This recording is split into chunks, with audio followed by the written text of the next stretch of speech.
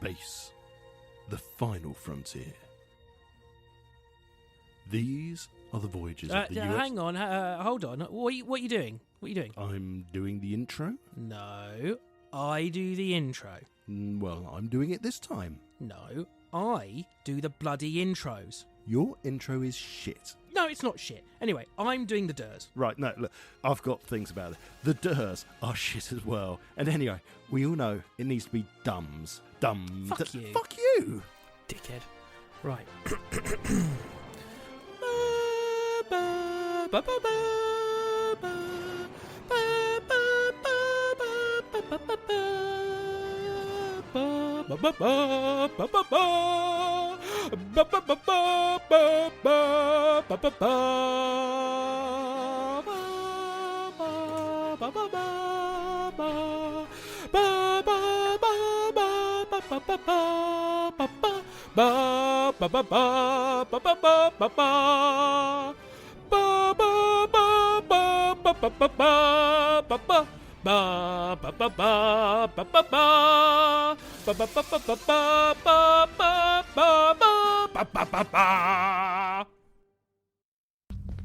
So, we won't get in trouble for this? As long as we don't get caught, sure. Oh, that's reassuring. And Ensign Socks is okay with it. Stop worrying, I told you. Summer does this for me all the time. Right, we're here. Come in. Hello, mate. Lads, how's it going? Been better. Rob's told you what we need, right? He said something about editing your medical records to increase your penis size by 30 centimetres? You what? Just kidding. Well, not exactly. Just that he needed something on your work history changing. Yes, please, dude, for both of us. There was a little, incident? Accident. There was an accident. We don't want it linked to us. Sure, no probs. Give me 2 secs.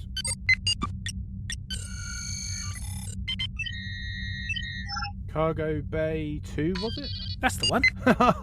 That shit show was you? Fucking idiots. What are you doing transporting symbiogenetic alien orchids around?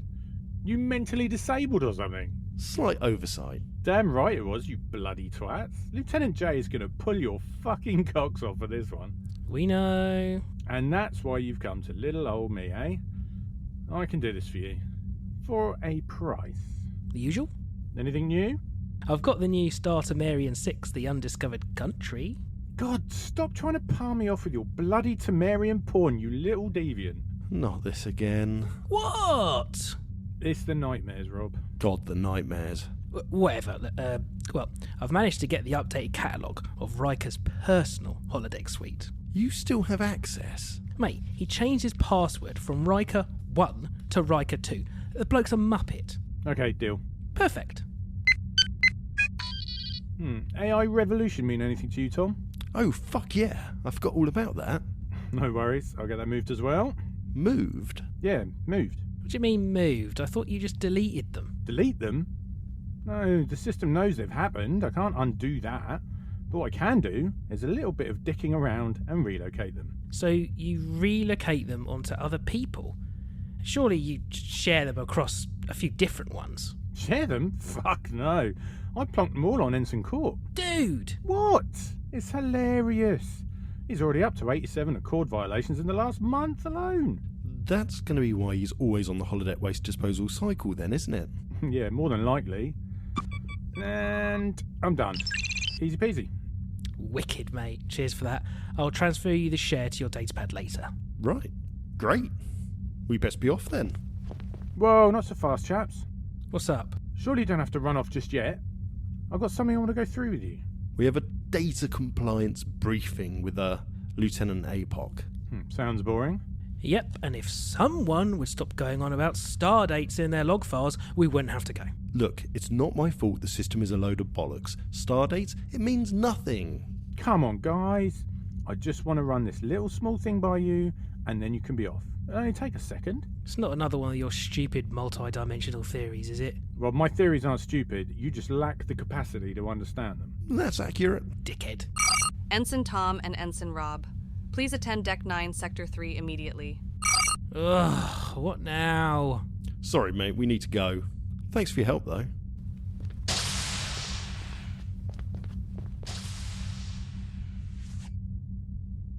Oh, boys. Theories? You'll know soon enough. But for now, how about we play a little game?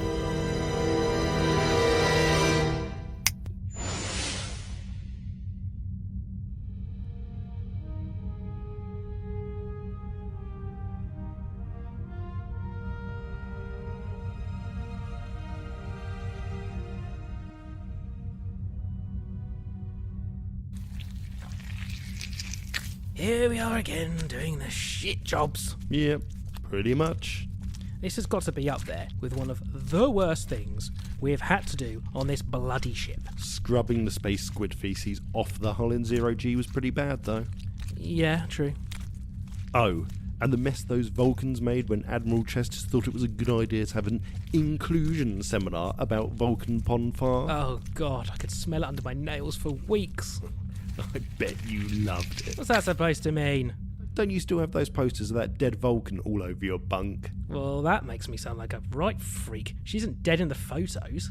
Yeah, okay, fine. But, what, she must be 400 years old? Tup pole, is it? You know full well it's to pull, and she would probably be closer to 300. Stop being a knobhead.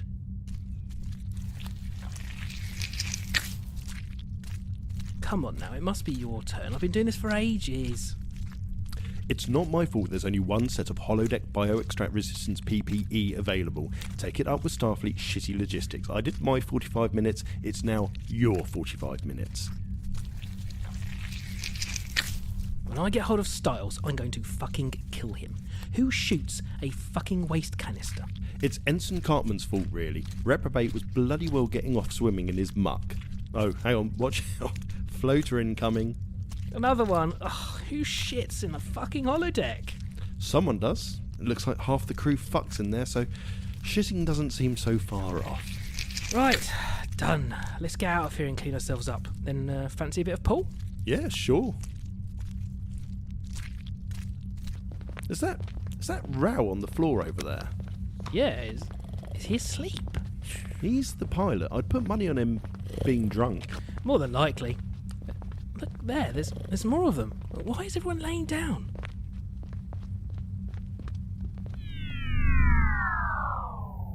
What's going on? Quick, hide.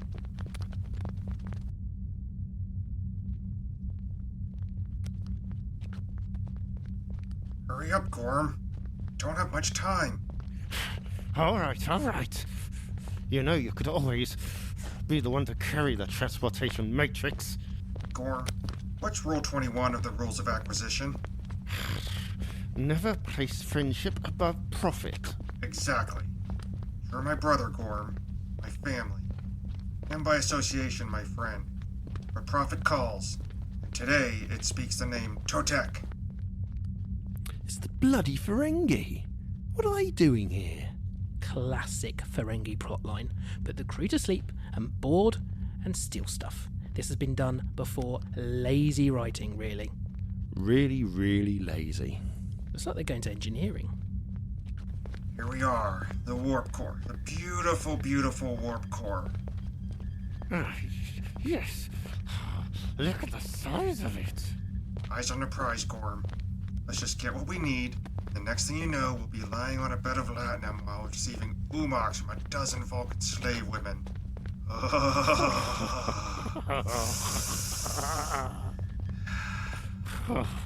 Just the thought of it makes my lobes tingle. Ferengi really are horny bastards, aren't they? They really are. Ugly fuckers too. Thank you for bringing me along, brother. I know I'm not an easy companion for you, but I really appreciate the gesture. And the whole 10%. Well, it won't be long before I captain my own vessel. Of course, brother. Now this is the main part. We need to simultaneously remove the coupling holders to access the warp core matrix plasma. Then while you hold the augmented phase adapter coupling at 13.5%, I reach in, grab the anomaly, and we'll be back on Deep Space Nine and Quarks before you know it. Yes, brother. On 3. 1, 2, 3!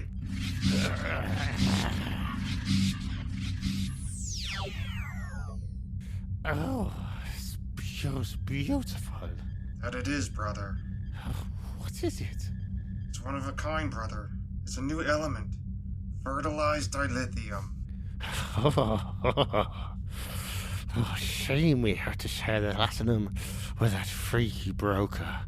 We could have had a bigger cut for ourselves. Shame indeed, brother.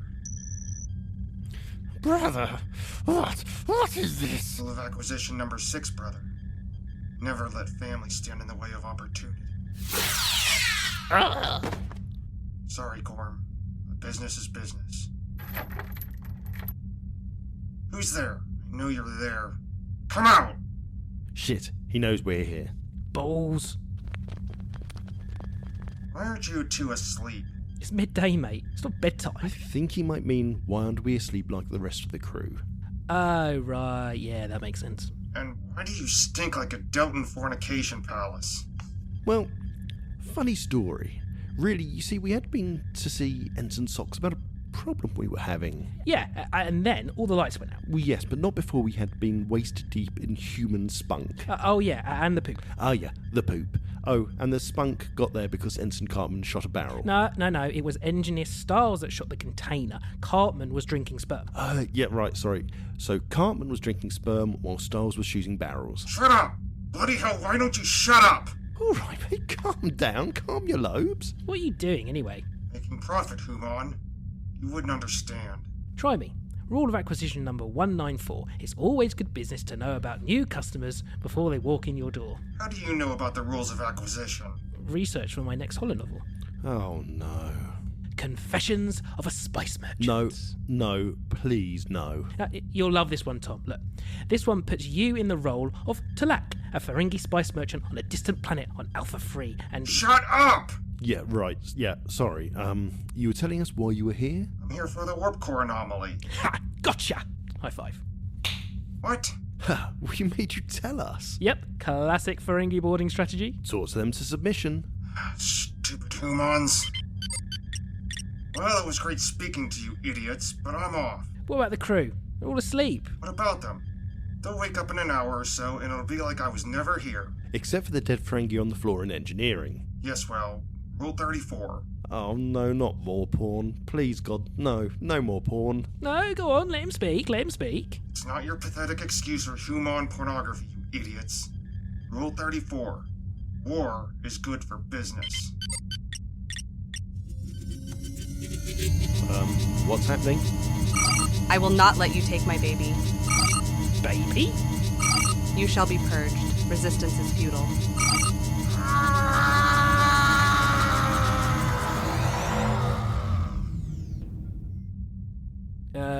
Computer? Are you okay? I am a computer. I have no feelings. That doesn't sound like you don't have feelings.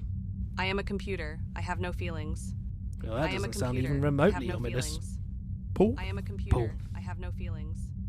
I am a computer. I have no feelings. I am a computer. I have no feelings. I am a computer.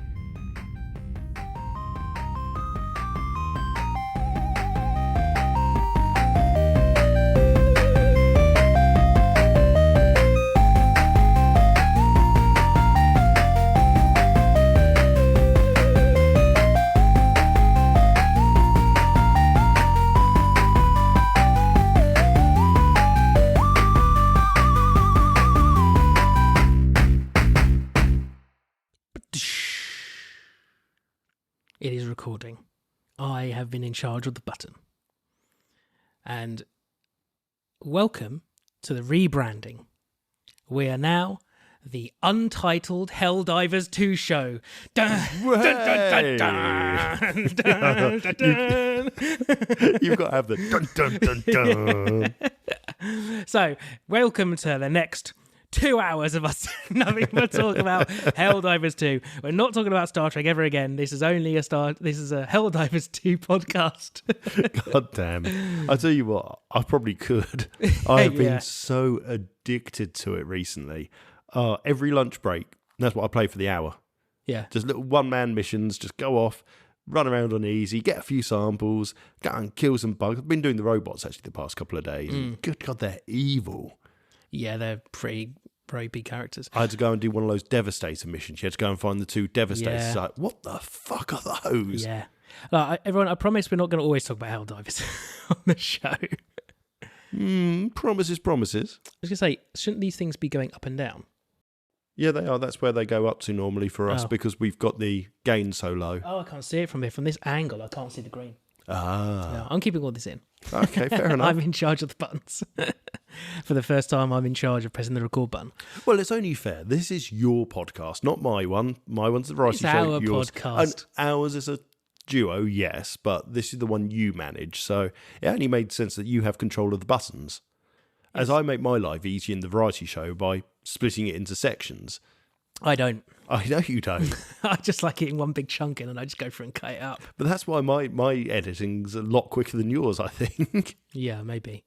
But then when we do this, it's too many little bits, if that makes sense. We'll start talking about it and then we won't be, and then we'll start talking about it again. Well, that's the thing, isn't it? We're one set topic here, whereas the variety show is all over the place. So, as the name suggests. So, slamming my hand down. Why are we here? We're here to talk about Season 2, Episode 9, The Measure of a Man. We are indeed. Enter authorization code. I hope you all did your homework. I did my homework. It took me 3 days. I watched it while I had dinner tonight. I literally watched the last 20 minutes whilst in bed with tea. I've watched this episode multiple times, so this was just a refresher for me.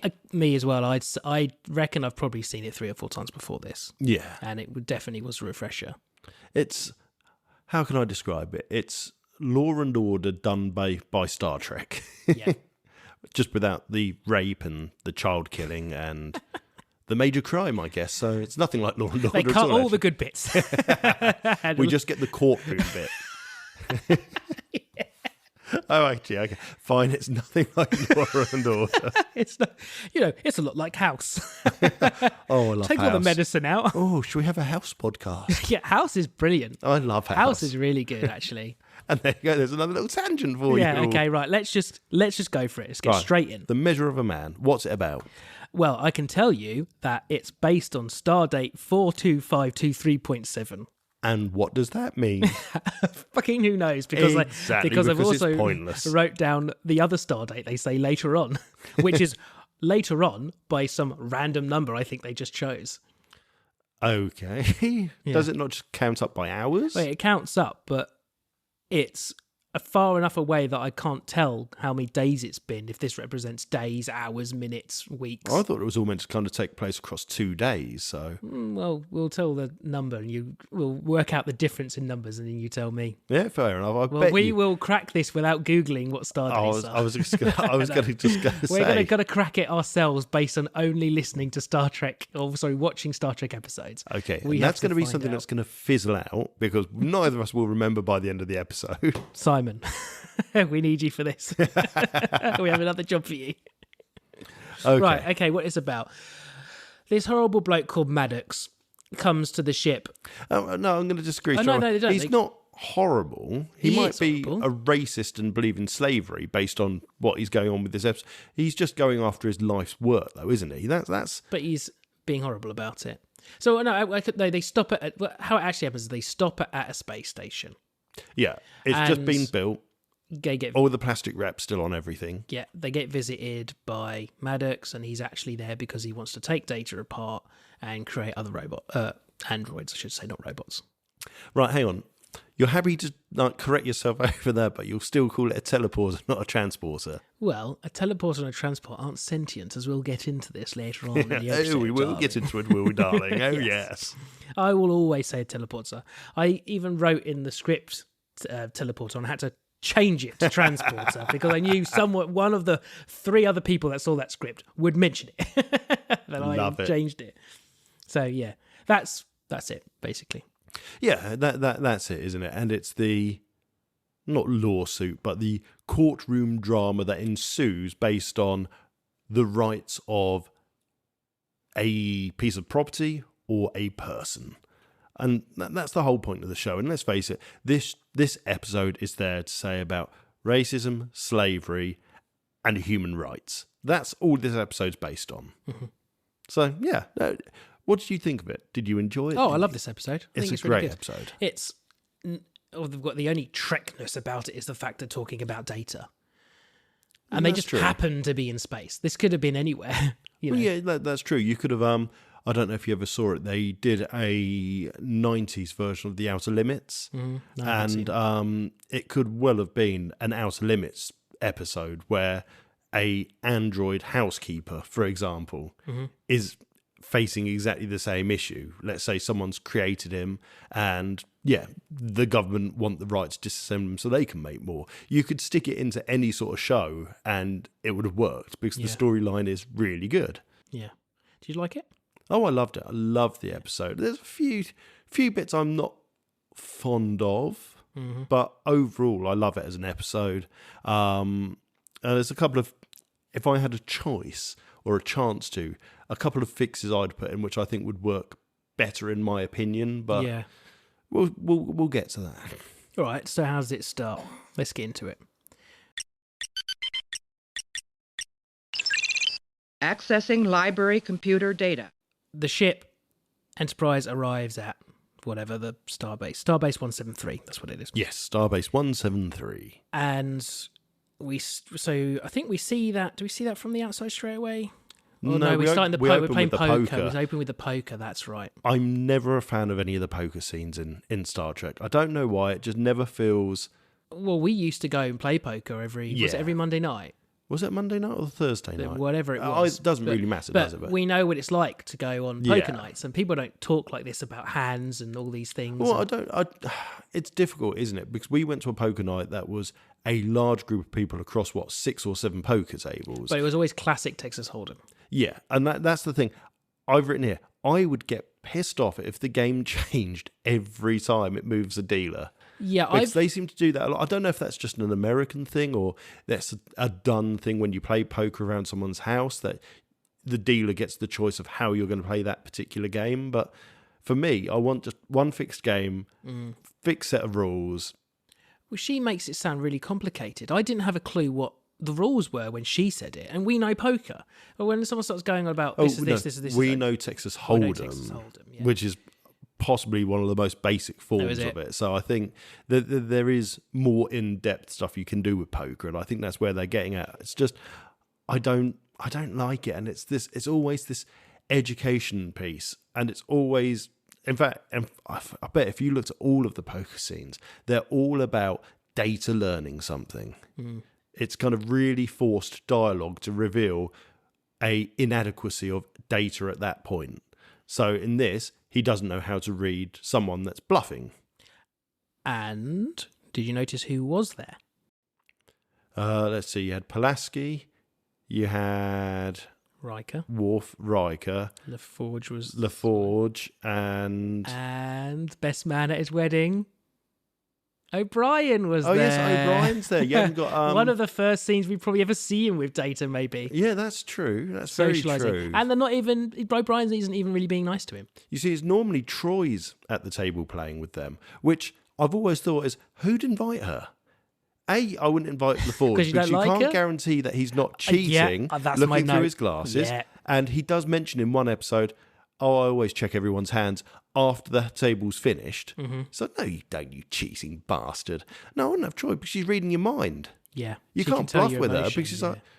And we know she can't turn it off because she's always like, oh, I sense someone's upset here. Oh, she can fucking turn off, nosy bitch. Harsh, but But yeah, true. the poker stuff I don't particularly like. I don't know, it just doesn't work for me. But it does play in with why Riker could be very good at it, because he has to try and hide his emotions constantly from her. That's true. And all the other birds that he's done around the Enterprise. In fact, to be fair, if he's thinking about this as well, just going on about that, if he's in charge like the rotor, he's like, right, done her, done her. Time for a transfer. Yeah, you're on dust duty today, Patricia. Oh, I doubt he's ever been with anyone called Patricia. Right, now we get to... So they do that, and then, Riker bluffs a hand, and... Yeah. He So grabs the yeah, hand. Riker bluffs. Data's like, oh, how did you do that? Even though he had what is a really good hand, so anyone would have gone, you know what, I'll match you. Show me your cards. Yeah. With that hand that he had. Yeah. So again, just ties in, it just doesn't really work. Yeah. But yeah, then we get the outside shot. Now of the we get to space see the station. wicked starbase. It does look really cool. Yeah. I think as they all go, you can tell it's a model, but it's probably because we know it is. But it still looks quality. Better than what some of the other people are doing in just CGI. 100%. It looks very good. And there's some great shots later. We'll get to it, but you see it in the background out the window. They really use it. I think they go to the ready room later, and it's there in the background, just out of a glimpse through the window, and you're just like, yes. Now, what you've got to remember, though, is what we're watching is the remastered Star Trek. So I'd love to see the original cuts and how much it's different versus what we... Okay, yeah, the model works the same, but I know that they did add extra things in, like when they show planets and stuff, they've all been redone. Oh, have they? I didn't know that. So, Picard, I had a little comment about this. Again, Picard has got a stupid shaped cup. Yes. He's got a lot. He's a guy that drinks Earl Grey. I don't think he's going to be drinking it out of that cup. No. It's a mug. Good, they got that right, and it has a saucer. Very posh. But why is that tall, skinny thing? Again, what's it did with the unergonomically friendly mugs? It's the and cups? 24th century, 23rd. I can't remember. And they haven't realised just a normal handled mug is the perfect reticle for holding liquids. That just annoyed me. And then he's massively flirting. Oh my God. So yeah, look, it was awkwardly flirting. So yeah, I've got... I blushed. That's how bad he was. Yeah, there's so much. So before we get to the intro, we've got that bit, which actually, again, as much as I like the episode, it kind of makes you think there's more of a history behind them and what she knows about Picard. So bear in mind, she's the JAG officer, so she knows all about intelligence and people's previous convictions. And as we know, she had him up on court-martial over the Stargazer, which is normal stuff, normal routine apparently. But the fact that her words to him were, he says to her, oh no, what? How does he say? He says, "What I would do to you if all these people weren't here." Yeah, that's how he starts the conversation. And she said, "Oh, I'd imagine you'd like to smash me over the head with a chair." It's like, has he done that before? Why have you immediately gone to brutal smash down violence? Considering they don't just have nice little wooden chairs. These are big ass metal, fully formed chairs. That's going to kill someone if you bash that down on someone. So they're kind of suggesting that she thinks Picard is this violent tyrant. Yeah, and so they go for what I think is extremely gross flirting. Classic flirt, like really, like there's sexual tension here. They want to shag. Then we get the intro, and now they're arguing. Oh yeah, then they're arguing. Then you've got the Admiral turns up, doesn't he? I've got here, just bang already. And then you've got Picard, call me. You can fill me in. I've got, you can fill me to the brim more like. Well, I've got here, did he get embarrassed by her calling him pompous and sexy in front of that Admiral? Yeah, whilst so 5 minutes ago saying that he actually wanted to fuck her. It's so inappropriate though, isn't it? To do that in front of the Admiral as well. She does it for the entire episode. She is rude, flirty. She has she's missing some kind of people skill. Send her to HR. Yes, in fact, you know what? We need to come up with a nightmare. little sound clip, kind of like a red card in football. Send them to HR. Okay, maybe I'll try and every think of something. time an HR issue appears in a Star Trek episode, we need to play that. It'll have to be like a sound clip of Troy saying something in the, I'll find something maybe. But We'll see. And Wesley's here. Oh yeah, shut up, Wesley. But I love how everyone that gets on board the Enterprise, I'm really eager to see the Enterprise. Why? There's like a dozen other galaxy classes out there. Is it a famous ship, though? It's just to do with the famous name. And actually, the Admiral that I left this in there because I did it. But later on he goes, it's so nice to be on the Enterprise. This ship has such a historic kind of past. So obviously it's got talking about the previous Enterprises and everything like that, which is fine. And obviously that's why it ends up in the museum on Picard. Yeah. So, yeah. This is where we obviously meet Commander Bruce Maddox for the first time. Now we're on the ship. Wesley's there, and then we get some awesome music. The first piece of really good dramatic music comes in play when Bruce says about wanting to take Data.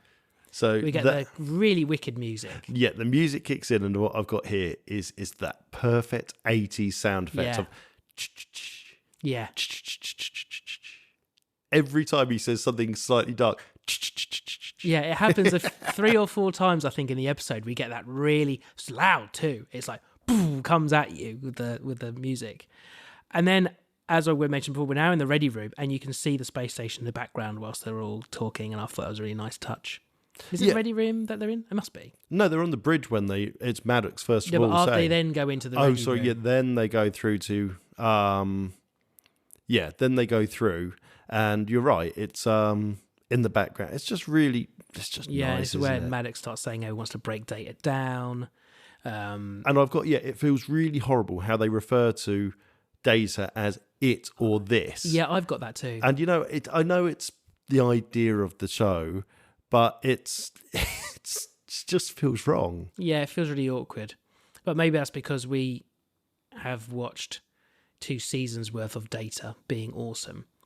And And we've watched all the future episodes involving Data, and we've seen him in all of the Picard stuff. So we already know, and we kind of have a relationship with Data because we don't know about his future what as do it you call is. Siri?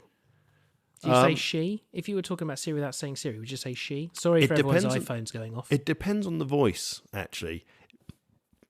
But you'd say she or he. Yeah, I say she or he based on the voice of Siri. Now, I don't do that for Google because Google's one doesn't have a name. But Siri, I do say she. Oh, and the funny enough, My Siri on my work phone's the good. Amazon one, Yeah. the Amazon one, which I'm not going to say its name. Alexa. because- Alexa, turn off phone. I take it you don't have an I haven't Alexa. got it in here. No, Oh, that's okay, a that's Google fine. one. Quite often she gets something wrong, and it's always, "Oh, you stupid bitch," or "You stupid Yeah. slag." I probably go to town with being really horrible to her when she gets things wrong. So no, I address it by the voice. And I kind of feel like if androids were walking around, if Elon Musk has his way, I would be calling them gendered kind of pronouns probably based on what I've called them. Yes, okay. And the Borg are a good example, aren't they? 7 of 9. There's no gender specified, and there's no specifying of gender within the whole Borg network. So you do refer to them as it or they. And in fact, all the episodes do. The Borg are coming, they're here, they attacked us.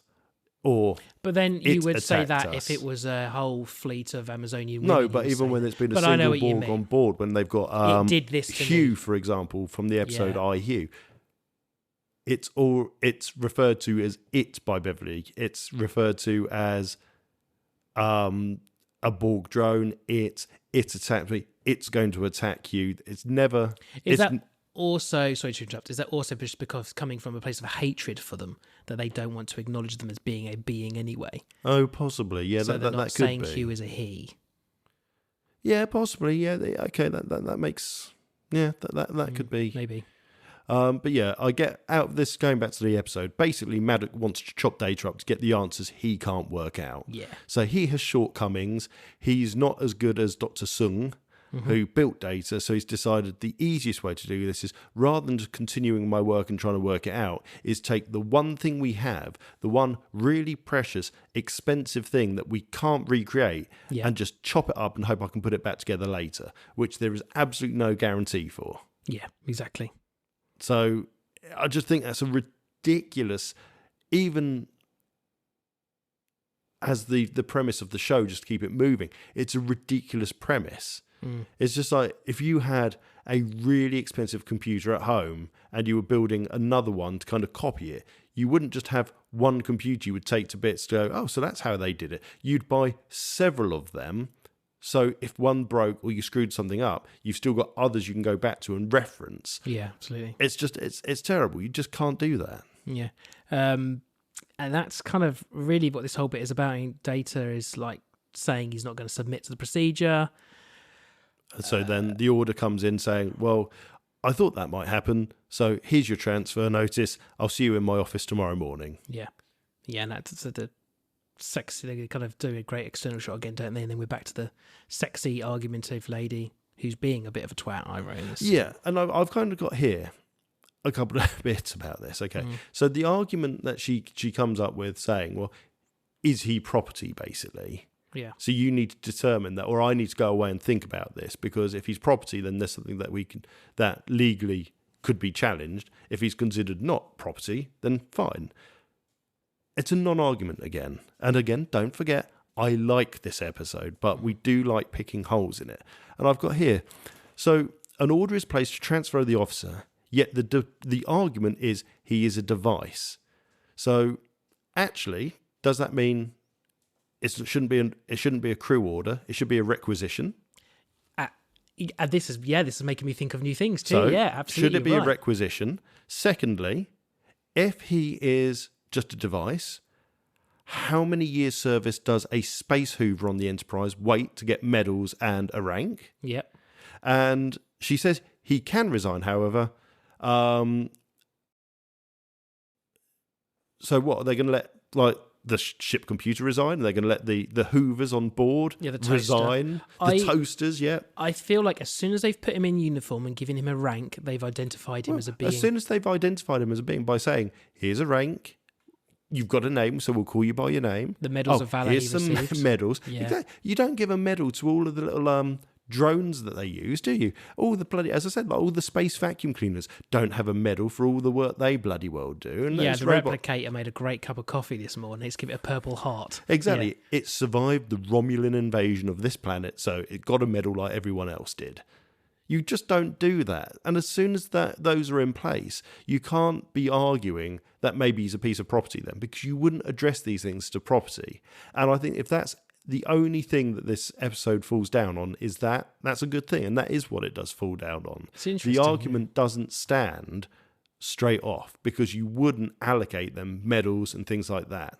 And in fact, I would have chopped the episode around. This isn't the bit, this is just me literally off the cuff thinking this.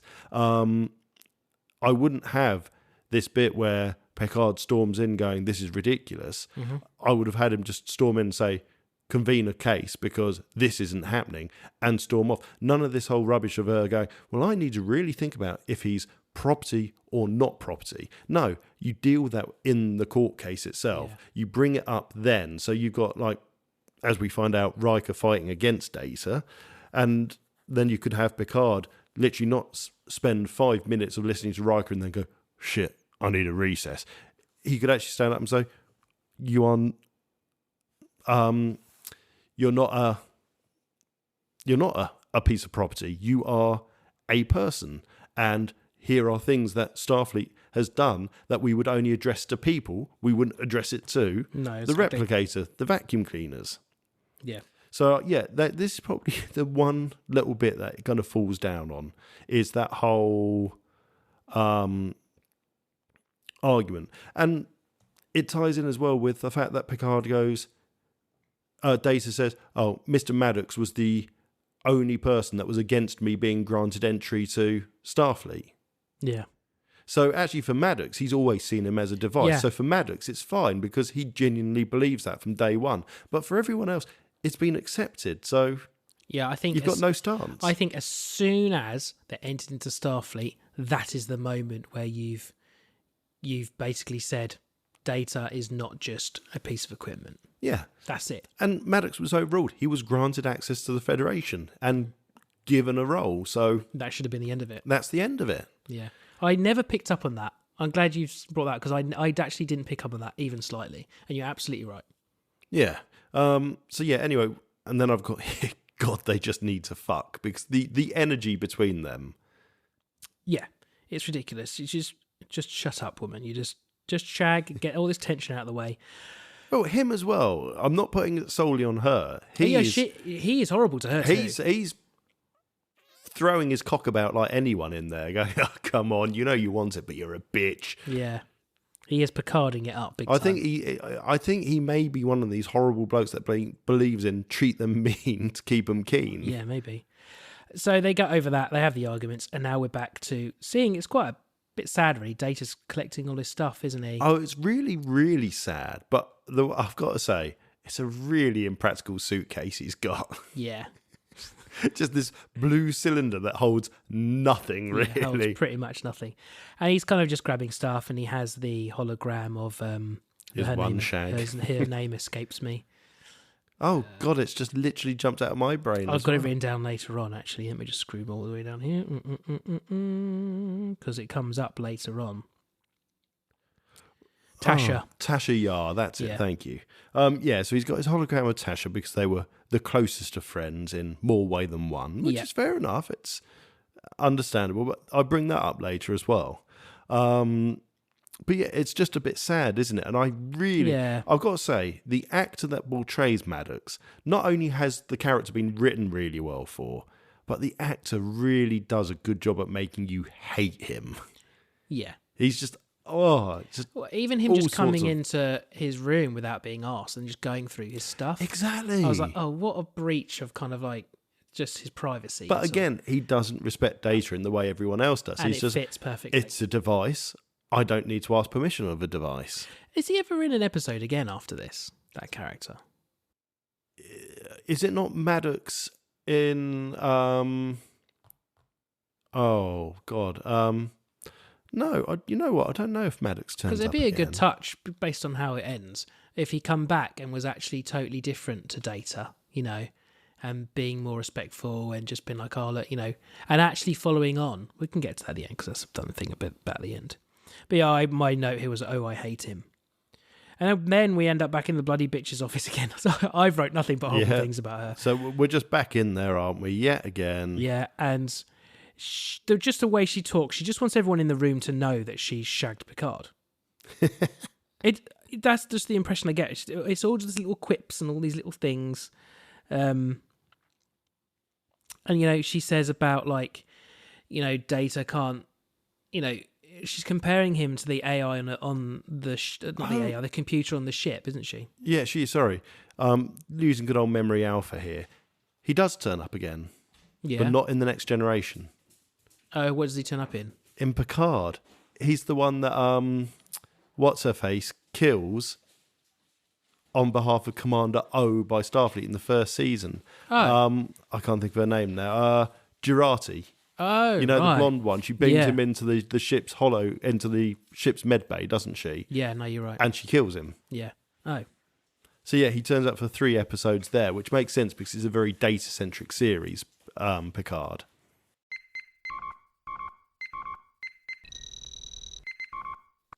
So the point she's making is about, you know, if the Enterprise computer said it didn't want to be retrofitted, you know, what would you do then? Because that's owned by Starfleet. Yeah, 100%. And that's fine. They haven't given the Enterprise computer a name or medals. Yeah, yeah, exactly. Or the ability to go to 10 forward and have a drink with Guinan, or go to the holodeck and go and pretend to be Sherlock Holmes. Yeah. The computer is a computer. It's built into the ship. I consider the computer as the ship. Yeah. You can't have one without the other, for example. Yeah. Whereas Data, you can have the Enterprise without Data, or you can have the Enterprise with Data. That's how I look at it. And then, you got Picard saying, you can't just choose to ignore rules. Pot kettle there, Picard. Yeah, I know, right? How many times across the entire 7 seasons do we get you breaking rules non-stop? So, again, we get he's kind of having like an almost going away party now, isn't he? Because he's kind of resigned to the fact that this is going to be happening. And LaForge is just like moping in the corner. Yeah, so I want you to add into here, shut up, Wesley. Just because unwrapping you've got Wesley at the beginning. Yeah. Daisy, you're not unwrapping it properly. He can unwrap it however he bloody well wants. For all you know, dickhead, he's going to be chopped up into little bits and never see him again. If he wants to unwrap it so it can be used again, let him. Sometimes I unwrap presents like that. I don't always just tear them apart. Well, I don't plan to use the paper again, but sometimes it's nice to just kind of unfold it neatly and kind of... I'm not like... It's a way of doing it. A little dick 13-year-old who's really excited about getting presents still. He's taking his time to see what the surprise is. Yeah. But then we've got poor Geordie. But notice who isn't present at this party. Troy again? Troy again, but Best Man O'Brien hasn't come to the going away party. True. You know what? That is still the bizarrest storyline in any Star Trek. Data just turning out to be best mates with O'Brien and having to like fix his wedding on the wedding day and be the best man. It's just weird. They clearly did that episode just for the comical value of it being Data. It's an awful episode. I don't know if I've actually seen it. Oh, well, you'll have to watch it. We won't add it to the list, but you'll have to watch it at some point. The list is big enough. Yeah, so LaForge is just moping around like it's all about him. Shut up, LaForge. Yep, and then we're back to... We're in the room again, because now... We're in the room again, and she says, he's a toaster. Yeah. Basically, because Riker says, I'm not going to do this. But yeah, sorry, we jump a little bit. Riker gets told, as we've got a bare bone team here, your first officer will have to be the opposition the prosecution, counsel. Yeah. Which, no, all you say is, okay, well, we'll have to delay everything and we'll get someone in. Why does it have to be that minute, that day it's happening? Yeah. Just because Maddox wants to get on with it tomorrow doesn't matter. Yeah. If there's a legal challenge, it doesn't immediately happen the next day, does it? People have the chance to go away and study, work out their argument, and then it's brought to a court service later on, not the next bloody day. You get told, oh, we'll just have some random people fight it. Your best mate, he's against you now. And we get dramatic music again. We do get dramatic music again. But yeah, then she calls him basically a toaster when Riker refuses. Straight up calls him a toaster, yeah. And this is the bit, actually, I would say, I would change. This is the bit I really, really would change. It would be, for me, I would say the woman should have said, Captain whatever her name is, should say to Picard, not Picard, like his kid says, Picard, says to him, you need to choose one of your officers, not your first, you need to choose one of your officers and they will be acting as opposition. And then I would have had Data go, well, the only person that has proven themselves as even vaguely similar to Maddox would be Pulaski at this point. Yeah. Because we get the whole build-up of Pulaski being on the Enterprise and her whinging and moaning that, oh yes, I forget I need to refer to you as a person. And everyone else says, oh, you're such a bitch. He's a person. Yeah. So I would have straight up gone, well, she's your medical officer. So she's perfectly qualified to do this because apparently anyone can be if they're an officer. And she's the only person on the ship that's basically been not really against Data, but has held disbelief that he is a person. Yeah. So why not have, you could have put her in and that would have been way more believable, because all I get then is we go to the next bit where they're in the courtroom, don't we? Well, no, we see Picard tells Data to represent him, and then we get some weird room that Riker's in with these ancient-looking computers. Yeah, so Riker's in this random room, and he asks the computer to display the schematic of Data, and lo and behold, the one key part of his argument is already labelled on the screen ready for him. I didn't notice it because I was looking on a really small phone screen, so I missed... So the schematic comes up, and it's a skeleton. And the big label on it is manual override switch right in his middle of his back. Yeah, it's of course. Yeah. Seriously. Sorry.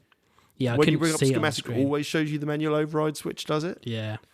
But then he's almost gleeful, rubbing his hands. He's like, that's my argument. But then he instantly goes sad again. Yeah. You see him do a big grin and then go, oh shit. Yeah, I'm not supposed to be winning this. Yeah, but I kind of, throughout the entire bit with Riker, I get the point. He's a little too happy about it. Could you not say that the Vulcans can manual override humans with their death grip? Well, we all have a manual override button. It's called a gun to your head. Yeah. And I always call it a death grip. What is it actually called? Nerve pinch? The Vulcan nerve pinch, I believe people must have noticed by now every time I've called it the death grip. Oh, it's a death grip. Is it called that in something, though? What did you do? I was unprepared for his attack. I instinctively used the Vulcan death grip.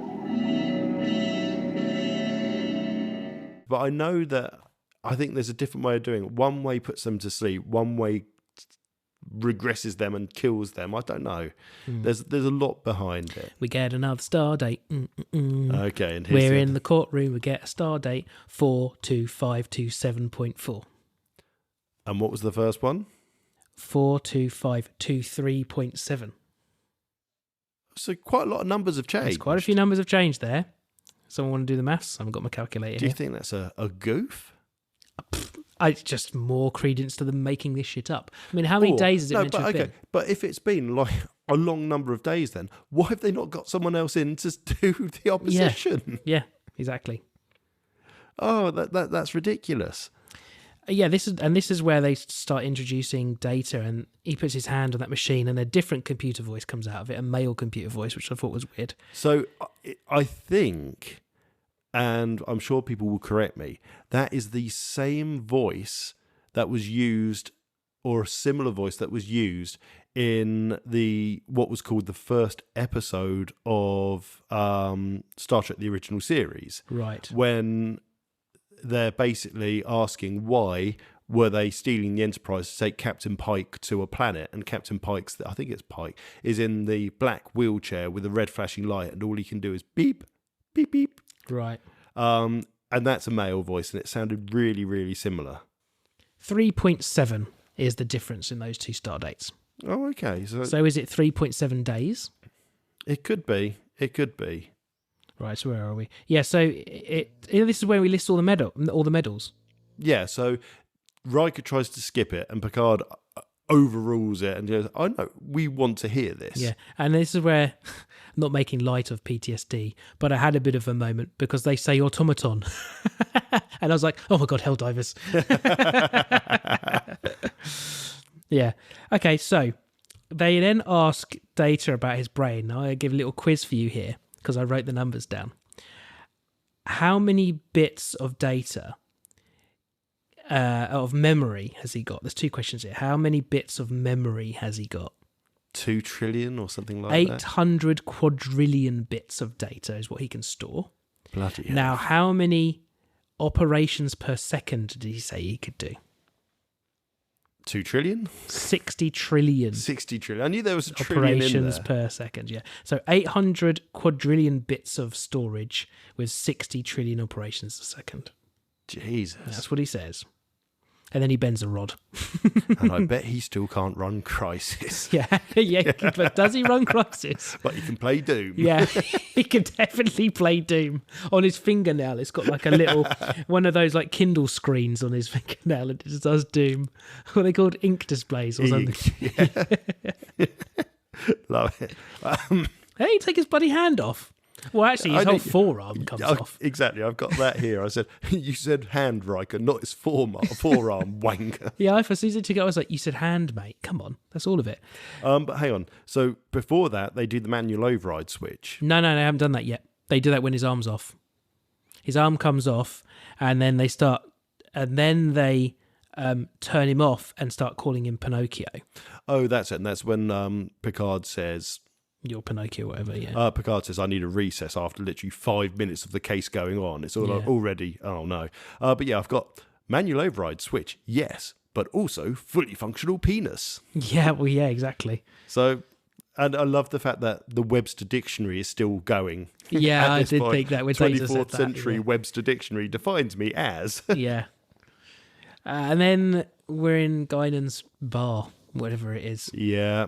And during the recess. I've got Guinan immediately bringing in, does slavery not ring a bell to you? Well, it's rung a bell to everyone else watching the episode. So Picard, you should have picked up on this one. Everyone else understands this really not very good or well hidden I don't know what the word I'm looking for is, but you know what I mean. Yeah, I know exactly what you mean. That's fine. But yeah, he literally goes for a booze up with Guinan in his recess rather than actually going to speak to Data, which would have probably been a good idea. Yeah. And then they come back in and... they start talking about robot sex. Yeah, so... one of their arguments is that he's a robot made by humans. And I've got here, well, hang on, aren't we all made by other humans? They bring that up, though, doesn't he? He does eventually get to that point, I think, Yeah. because it does say, like, you know, am I or are we not created by our parents? You know, technically we're created by humans, which is exactly what I thought. As soon as they said it, I was like, yeah, well, so are we. Exactly. A stupid thing to say. That's not an argument, is it? He shows his medals, yeah, the gifts that people have given him. Then they show the holo hologram, again, and it's like, don't worry. him. I think Tasha would accept you saying, we were intimate, and everyone's face is just like, Well, I mean, that Maddox is probably like, Well, yeah, it's a sex doll. That's probably from his perspective. He was probably the least shocked. He's probably all of them. He's looking forward to it. Yeah, I touch my toaster up all the time. What's wrong with me? I don't understand. It's got a long slot. Yeah, as long as you unplug it and it's got a long slot. Yeah, exactly. Clear out the debris tray after every use. What's the problem? But I would say this is the most powerful performance in the episode. Patrick Stewart really, he doesn't ham it up. You genuinely feel like he has cause and emotion for this argument he's giving about Data being allowed to live because he is a person. It's quite a long take too. It's a very long take. Yeah, I don't remember there being any cuts or kind of angle changes to imply they redid it at all. It seems to go on for a long, almost like a monologue long. You can tell he's a Shakespearean actor, can't you? He does a great job. Now I've got a question for you. Go on. EMH. I thought about this earlier. Well, that was what I was going to bring up and forgot about it. They hold a rank? Yeah. Do they get medals? We don't know. I don't know. But I'd assume they would Voyager's EMH, I bet you got medals. They all got medals. I mean, Dirty Kim probably finally got a promotion, but I bet they all got medals. So in theory, he deserves a medal. So how would they argue that? Because again, Picard basically says, if we create a race of these androids, we are just going to be putting them into slavery.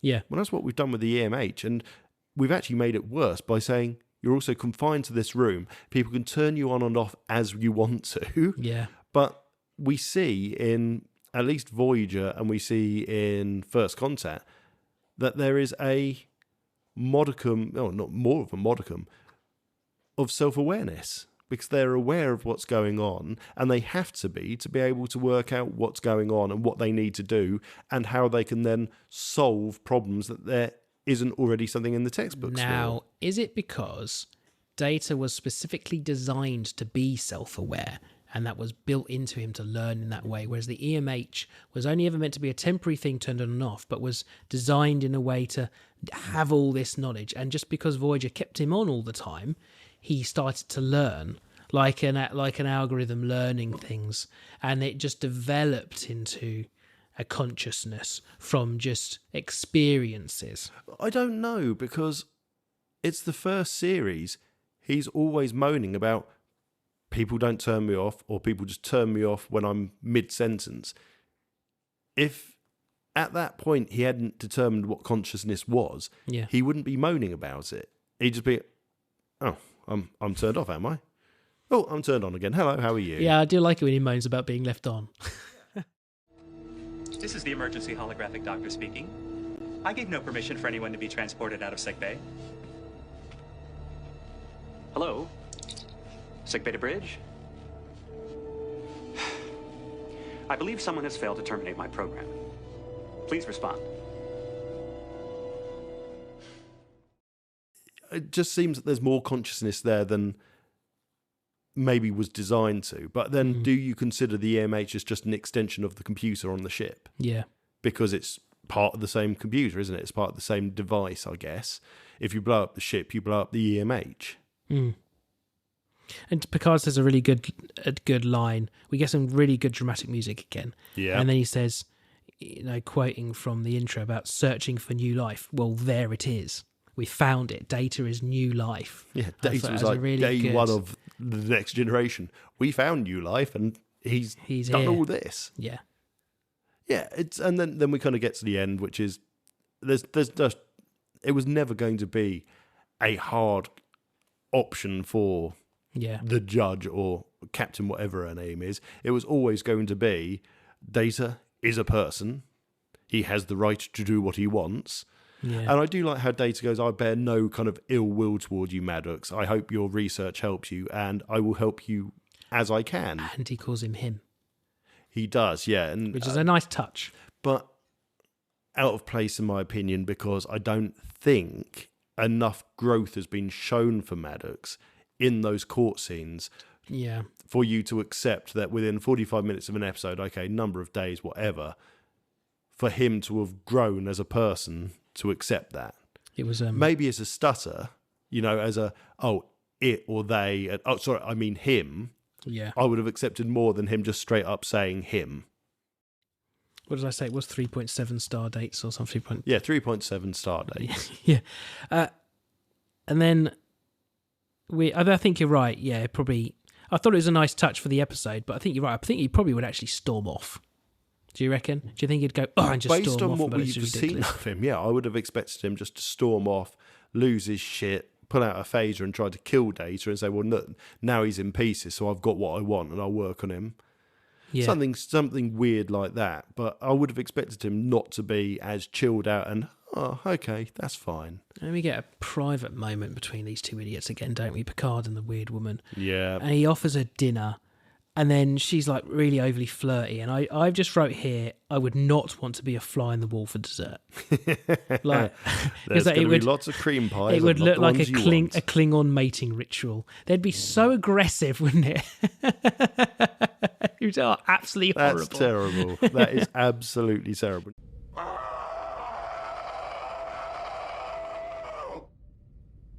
That is how the Klingon lures a mate. And you know what? We've got to stop just calling. Oh, Troy is on that episode. When? The dog's drinking again, for all those that remember last time. Oh, yeah. Oh, you know what? This is the one thing I really, really hate about... I don't think Troy's in the episode at all. I didn't think she was, but she's labelled as being part of this episode. Right. Oh, she's on the bridge. She is Jag Captain Philippa Lavoie. So is Jag the... Jag is an old school thing. There used to even be a TV show called Jag before kind of NCS, and it's to do with kind of naval crimes. Right, okay. I'm pretty sure it's naval crimes, or is it Air Force?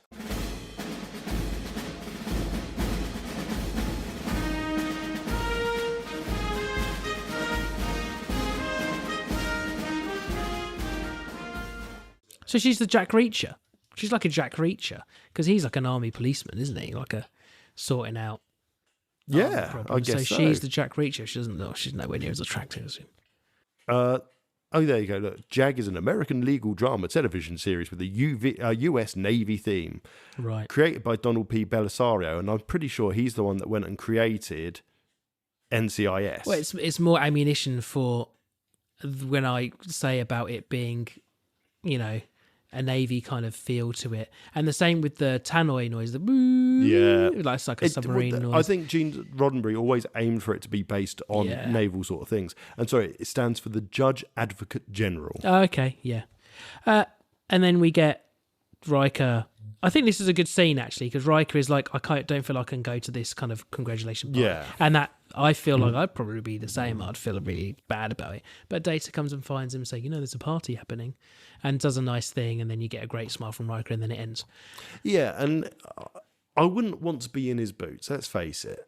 You wouldn't want to be the person that's having to basically defend a lunatic who wants to cut up your friend, but if you're ordered to, you're ordered to. And he says about, I nearly did too good a job.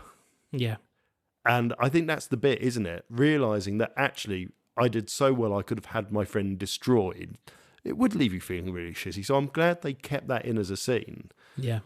Now, very quickly looking at IMDb, at the trivia, as we like doing, apparently the first cut of this episode ran for an entire 13 minutes longer. Oh, what did they cut? Well, they didn't cut the poker, did they? Arguably the scene they could have cut. So author Melinda M. Snodgrass had a video cassette of that version which was used as reference to reconstruct the episode with new special effects and had a new transfer of the additional footage. The new HD reconstruction is included in the 2012 Blu-ray of Season 2. So there is an extended cut of that episode, which I'd be really intrigued to see, because I do wonder, it feels so quick that it's not even 5 minutes, is it? Riker basically slamming down kind of his arguments of Data not being a person but a device, and then we've got Picard saying straight to recess. I do wonder if there's a chunk of that missing. Yeah. Which would make sense. Yeah. As it to me, it felt short. I don't know about you. Yeah, I think the court scene could have been basically the entire episode. They could have got to it quite quickly and just got on with it. Kind of how they do the court scene in the Strange New Worlds. It's very long, the court scene. Some good arguments going on in the court scene. Well, a lot longer than this one. Yeah. Oh, okay. This is the first episode to feature the poker game. Oh, it's the first It's of the first of many. one of them, yeah. Right, okay. So that's it. Super solid episode. I still love it, even with its holes that we've kind of picked in it. As I say, I would have liked to see Pulaski as maybe the opponent officer, but that would be the only change I would make. Big change, anyway. Yeah, I just wanted more court scene. Yeah, I would have preferred a bit more court scene and less poker. While Picard is poking her. Yeah. Got to throw it in there. Command functions are offline. So, thank you everybody for listening to another episode. I've got some thank yous to make. I'm really hoping I did manage to get the shit show short put in, else I'll be cutting this. But you heard the likes of Stiles he's the editor over at the Pint Cthullu podcast, as Ferengi Toltec, however I mean, I made the name up and I don't know how you're supposed to say it. We've got Simon playing Ensign Socks, as well as mystery future character. He will be returning. We've got obviously Adam Court, who's been in quite a few, and we've got, for those of you that watch I say watched all the time, I'm such an idiot, listened to the 3 Dads 1 Pod, we have Telf as the captain. Yep. Briefly. And thank you, Tom, for playing the other Ferengi. Yes, like last minute, because I couldn't think of a voice to do, so you took that for us. No, that's fine. I enjoyed it, bud. But no. Sorry, I hope you liked it. It was longer than any we've done. Mate, so the shit show stuff has been absolutely brilliant. And as Karen said, she'd like it as its own bloody show. And I just don't think we've got the energy or time to start yet another thing. No. Yeah. Unless it ended up being like some kind of alternating of being Trek and then a shit show and then a Trek, then a shit show. So it'd be one a month. But I don't know. So next time, a fortnight from now, I nearly said next week, I stopped myself. Well done. We're not going to be talking about an episode. We've sent some questions, and we're going to, I'll put a tweet out every now and again asking for more, and I think we're just going to just some... Yeah, we're going to make it a bit more interesting. So we, again, listening to the feedback, a lot of people enjoy the episodic episodes we're doing, but that can also feel a bit dry. And I think even both of us are finding it a little bit dry every now and then. So what we want to do is maybe 2 episodes will be following an episode, and then the 3rd episode of every batch will be something random. It will still be Star Trek, but it will be something like answering questions people have sent in, Neelix's cookbook, which I'll try and do something for the next episode as well. So we've got that and the questions. But it's just about making it a bit more... Well, yeah, we really loved the holodeck episode we did, didn't we? Something like that, more things like that, where we just talk about one we deep dive something specific about Star Trek as well. Absolutely. So if you want to follow specifically Trek on Twitter, which is me doing it, so you're kind of talking to me, but it's, it's the @_Untitled Trek on Twitter. Following the main show in you, it's @_Channel 84 on That's Twitter. Correct. Email us on our main email is podcast@channel84.co.uk, and it's Tom or Rob at channel84.co.uk. We're on everything. We're on Blue Sky. Are we on Mastodon? I am on Mastodon, but I haven't logged onto it for a long, long time. Threads, I never log in and check it, so don't message me on there because I just don't look at it. We are on Instagram. Our massive fan base on Facebook. Hello there. long ongoing joke. Long-suffering fans over on Facebook. We will address that at some point. But basically, find any of our social media over on channel84.co.uk, where you can easily get the links, as well as channel84.co.uk/Discord to come and talk to us on the Discord server. Yes, and please, if you want to join in with the shit show, just message me on Twitter. That's probably the easiest place. Twitter, or join the Discord or speak to me there. Or email. Email is probably the quickest way because it'll notify me. All the others I don't have notifications on. So yeah, nice. It's an email to me or to Tom or to podcasts. If you want to join in, or you have an idea, or even if you have a script like the APOC guys did. Yep. All you need is a mic or a piece of paper, and we'll happily listen. Wicked. Take it easy. Love you. Live long and prosper. Thank you for listening to the Channel 84 Untitled Trek Show. This station is now shutting down and will be back in 2 weeks. Excelsior.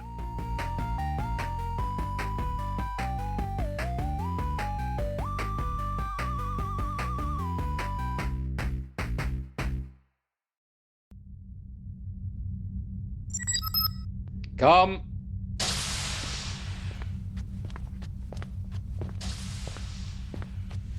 You asked to see me, Captain.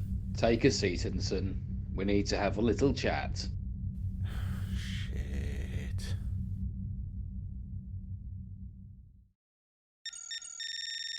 Accessing USS Shitshow crew member log files. Please select required crew member. Selection not available. Data corruption present. Beginning playback of last known backup. What are you doing transporting Simbo Giant? Fuck up number 2. Said I wouldn't fuck that up. That shit was you fucking idiots. What are you doing transporting Simbo? That shit was you fucking idiots. What are you doing transporting symbiogenetic alien orchids around?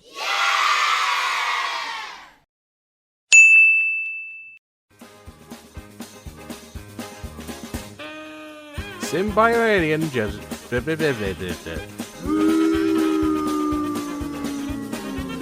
What are you doing transporting symbiogenetic alien orchids around? Mentally disabled or something? Symbiogenetic alien orchid, symbiogenetic alien orchid, symbiogenetic alien orchid, symbiogenetic alien orchid. Symbiogenic alien orchids.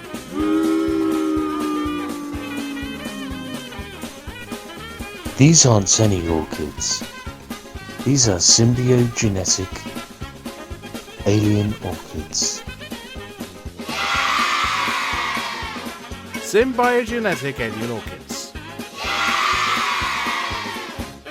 Symbiogenetic alien orchids. Symbiogenetic and... fuck's sake of this shit.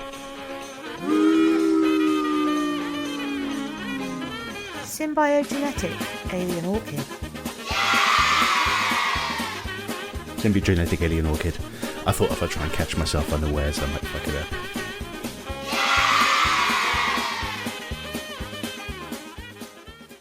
Sorry, dude. These are symbiogenetic alien orchids.